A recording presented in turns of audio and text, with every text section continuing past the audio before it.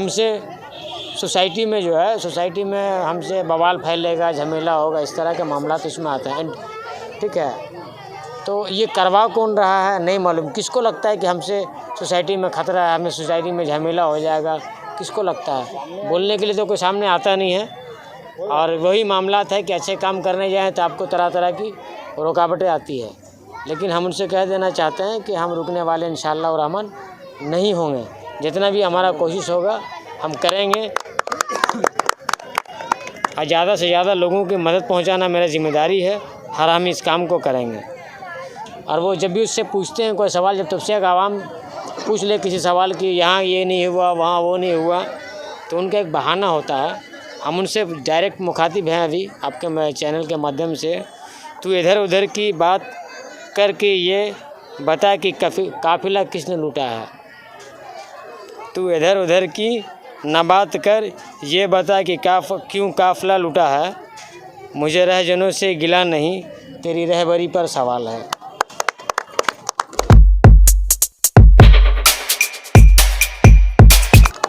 बहुत शुक्रिया। आप जो केस देकर हम लोगों को चुप कराने मांग रहे हैं, इससे हम लोग चुप नहीं होंगे। इससे हम लोग और आगे बढ़ेंगे और इंशाअल्लाह इतना आगे बढ़ेंगे, आपसे भी आगे बढ़ जाएंगे। ये आप सोचिएगा, हम लोगों को केस देकर दबा कर हम लोग रखेंगे, ये होने वाला नहीं है आज का डेट में। क्योंकि ये 2010 नहीं है, ये 2021 है।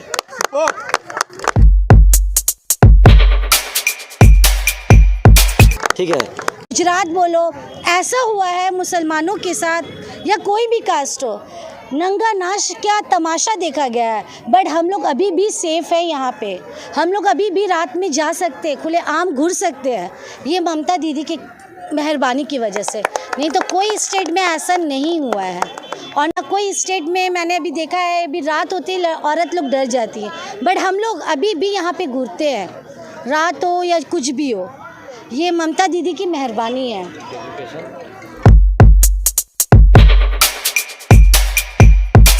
परेशानी है, किसका क्या परेशानी है, तो ये सब देखा नहीं जा रहा किसी से। मेरा बोलने का मतलब है कि हम लोग अच्छा कर, हम लोग का रास्ते में क्यों आ रहे भाई? तुम अच्छा करो, तुम ना करोगे ना किसी को करने दोगे यार, ये तो ठीक नहीं है ना ये बात। और कुछ लोग डर के बारे में तो अब बोलेंगे यही कि अब तो डर ही नहीं लगता है। क्योंकि एक ऐसा इंसान ने मुझे धमकाया नहीं है, बल्कि मेरी जो अंदर जो डर है उसको ख़त्म कर दिया। उसकी बहुत शुक्रगुजार है कि अब तो डर लगता ही नहीं है। और कोई शेर हो रहा? नहीं, हम पॉजिटिविटी में बिलीव करते हैं। बस यही बोलेंगे, मैसेज यही रहेगा शुरू से। अब बोल के नहीं, अब करके दिखाएंगे।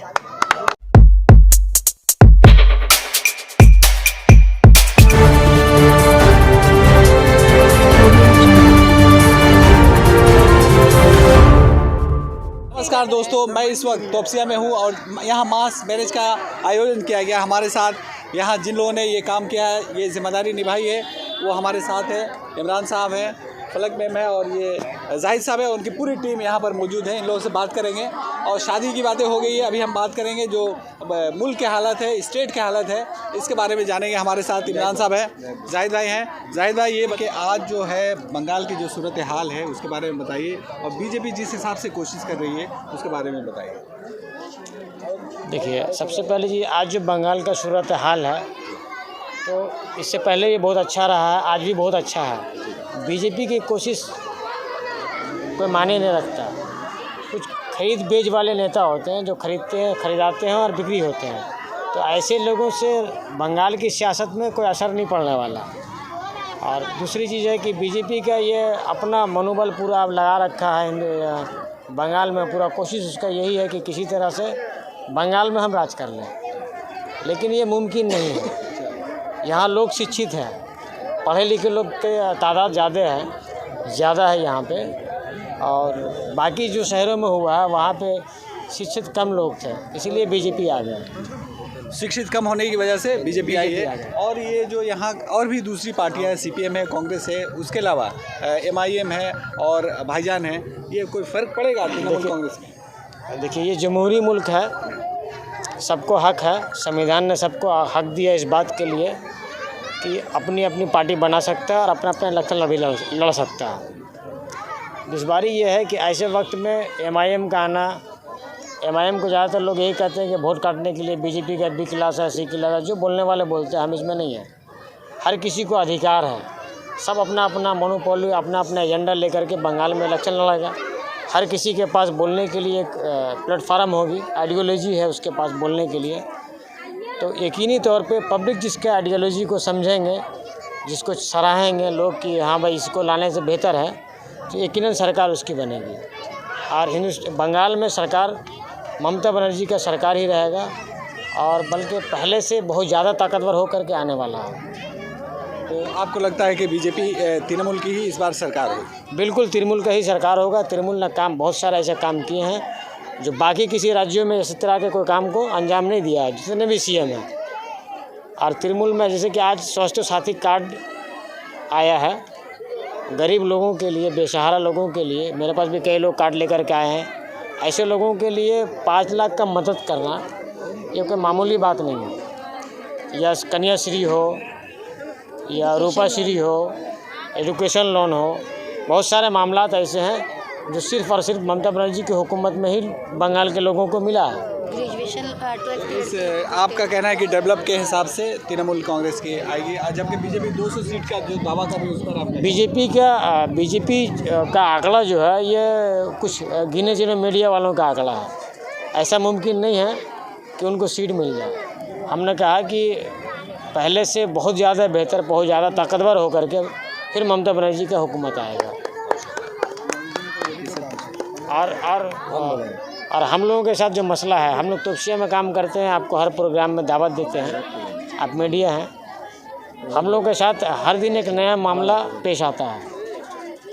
हम लोगों का काम है सिर्फ लोगों की भलाई का काम करना। आराम किसको कैसे पहुँचे, हम उसकी तलाश में घूमते रहते हैं, चाहे वो अपने खर्च से हो या लोगों के साथ चंदा मांगने की सूरत में हो। हर मुमकिन हम कोशिश करते हैं लोगों की मदद करें और उसकी तकलीफ़ को समझें। लेकिन अभी पिछले दिनों मेरे पास एक सम्मन आया है, अपनी ज़िंदगी के साथ एक डायरी भी नहीं होगा थाना में, लोकल पुलिस स्टेशन में मेरा एक डायरी भी नहीं है अल्हम्दुलिल्लाह। लेकिन एक सम्मन आया अंडर सेक्शन 107 है, जिसमें होता है कि हमसे सोसाइटी में जो है, सोसाइटी में हमसे बवाल फैलेगा, झमेला होगा, इस तरह के मामला तो इसमें आते हैं। ठीक है, तो ये करवा कौन रहा है नहीं मालूम। किसको लगता है कि हमसे सोसाइटी में ख़तरा है, हमें सोसाइटी में झमेला हो जाएगा, किसको लगता है? बोलने के लिए तो कोई सामने आता नहीं है। और वही मामला है कि अच्छे काम करने जाएँ तो आपको तरह तरह की रुकावटें आती है। लेकिन हम उनसे कह देना चाहते हैं कि हम रुकने वाले इंशाअल्लाह और रहमान नहीं होंगे। जितना भी हमारा कोशिश होगा हम करेंगे, और ज़्यादा से ज़्यादा लोगों की मदद पहुंचाना मेरा जिम्मेदारी है, और हम इस काम को करेंगे। और वो जब भी उससे पूछते हैं कोई सवाल, जब तबसे का आवाम पूछ ले किसी सवाल की यहाँ ये नहीं हुआ, वहाँ वो नहीं हुआ, तो उनका एक बहाना होता है। हम उनसे डायरेक्ट मुखातिब हैं अभी आपके चैनल के माध्यम से। तू इधर उधर की बात करके ये बता कि काफिला किसने लूटा है। तू इधर उधर की न बात कर, ये बता कि क्यों काफिला लूटा है। मुझे रहजनों से गिला नहीं, तेरी रहबरी पर सवाल है। बहुत शुक्रिया। आप बोलेंगे? ये रेहान भाई भी इस बारे में कुछ बताना चाहेंगे, बताइए भाई। अस्सलाम वालेकुम आप सबको। जैसे कि आप लोगों को पता ही है, ये मास मैरिज सेरेमनी जो ऑर्गेनाइज हुआ है protection for democratic human rights of India की तरफ से तोपसिया ब्लॉक, जिसमें जाहिद भाई है और इमरान भाई लोग हैं, सब मिलकर पूरे मेंबर लोग मिलकर यहाँ पर साथ देकर हम लोगों ने इतना अच्छा यहाँ पे इंतज़ाम किया है। जैसा कि अपना खुद का बहन है, हम लोग तो खुद मानते हैं जो अपना खुद का बहन है। हम लोग तो बाहर का हम लोग मानते ही नहीं है, जो बाहर का गरीब लड़की है कोई भी है, हम लोग अपना समझ के हम लोग शादी करवाते हैं हर कोई का। ये आप लोग खुद ही देख सकते हैं कैसा इंतज़ाम हुआ है यहाँ पे। ठीक है, तो बहुत लोग को ये चीज़ से प्रॉब्लम हो रहा है तोपसिया में। खुल कर तो नहीं बोलेंगे नाम, और नाम बोलेंगे तो सबका नाम आएगा यहाँ पर। ठीक है, नाम तो नहीं बोलेंगे, लेकिन हम एक बात बोल देना चाहते हैं। आप जो केस देकर हम लोगों को चुप कराने मांग रहे हैं, इससे हम लोग चुप नहीं होंगे।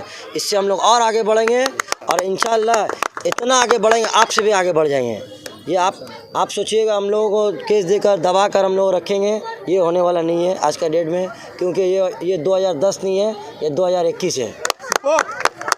ठीक है, तो बस यही अच्छा हम लोग काम सोशल काम करते हुए आए तोपसिया में, और इंशाल्लाह तोपसिया के लिए हमेशा तो सोशल काम करते हुए रहेंगे। इसके लिए कोई भी रुकावट आएगा, कोई भी मुसीबत आएगा, हम लोग सबको पार करके हम लोग ये काम करेंगे। अस्सलाम वालेकुम। हमारे एजुकेशन दीदी का टीएमसी के बारे में बताइए, आपको कैसा लग रहा है ममता बनर्जी जो काम कर रही है? जी, ममता दीदी जो कर रही है बहुत अच्छा कर रही है, गरीब लोगों के लिए बहुत फ़ायदेमंद का काम कर रही हैं, जो आज तक किसी नेता ने नहीं किया। वो खुद रोड पे उतर जाती हैं, अगर किसी को तकलीफ़ होता है तो वो अपना तकलीफ़ समझती है, वो नहीं समझती है कि वो किसी और का तकलीफ़ है। वो ऐसा फील करती है कि उसके जिस्म में खुद वो चोट लगा है, वो ऐसा करती हैं ममता दीदी। वो खुद उस दर्द को एहसास करती है, महसूस करती है, और हम लोगों की सपोर्ट में वो खड़ी हो जाती हैं।